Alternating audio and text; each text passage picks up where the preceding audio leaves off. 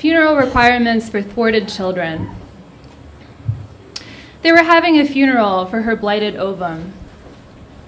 The state now required funerals for all fetal tissue, but blighted ova were sort of a gray area, was what Mike discovered through Googling. Better safe than sorry, he figured. The minimum fine for improper disposal of thwarted children was $500. How it happened was, Barb came out of the bathroom this morning with a lump of gray tissue in her palm, glistening like oyster meat. They put it in a bowl between them on the kitchen table, a smoked glass bowl they used for olives. Barb sat all folded up on the chair, moaning about cramps. They hadn't known she was pregnant. She wasn't, not really. A blighted ovum contained no embryo.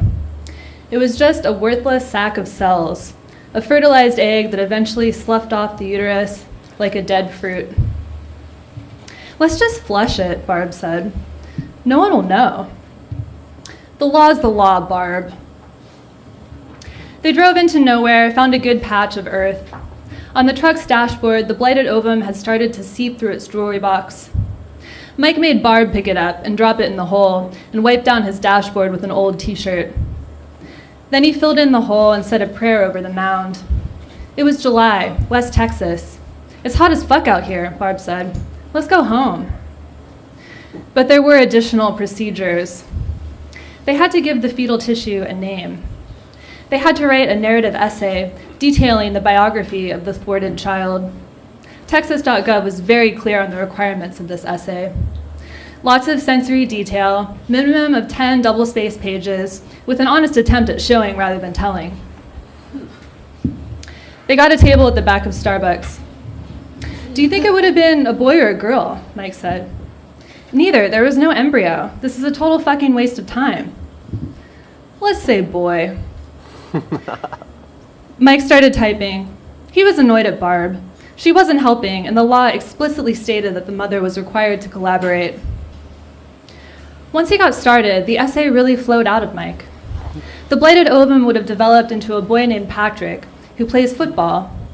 In high school, he hones his skills as a wide receiver and is recruited to a Big Ten school on a full scholarship. In college, he gets several DUIs and is kicked off the team, losing his scholarship, at which point he knocks up his slutty ex-girlfriend. From there, Patrick's disappointing life fell into place so easily. It was like he was a real person and not a blighted ovum. After 3 hours, Mike was ready to submit the essay. Barb went to the bathroom, and when she came back, she announced that her nipples were leaking milk. You'd better save the milk just in case.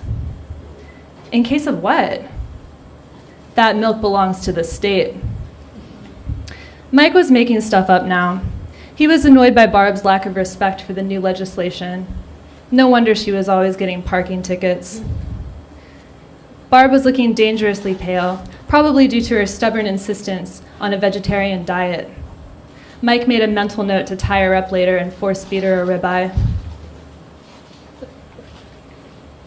Our clown. We dug a pit and threw the region's depraved clowns in. One of them survived and started living in our crawl space. He was pretty badly injured. We all knew he was living in the crawl space, but no one talked about it. We pretended he wasn't there. In the winter, we each separately brought him food and supplies. I went down there with a blanket, and he already had one.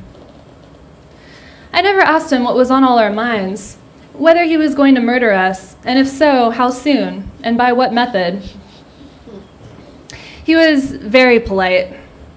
One time, he gave me a tiny polar bear carved from his own broken tooth, with a little hole I could string a chain through. Or maybe it was from the tooth of one of his victims. At least it was no one from the house. We were all still showing up to breakfast. I told myself that the pit had probably cured him of his murderousness, or that we had reformed him through our subsequent kindness. But then, Shelley disappeared. We still didn't talk about the clown in the crawl space. He'd been in there 6 months, and it felt weird to start talking about it now. After a week, I poked my head in, and the clown was bleaching a skull with a toothbrush. Is that Shelley? I said. No, the clown said. I went back upstairs.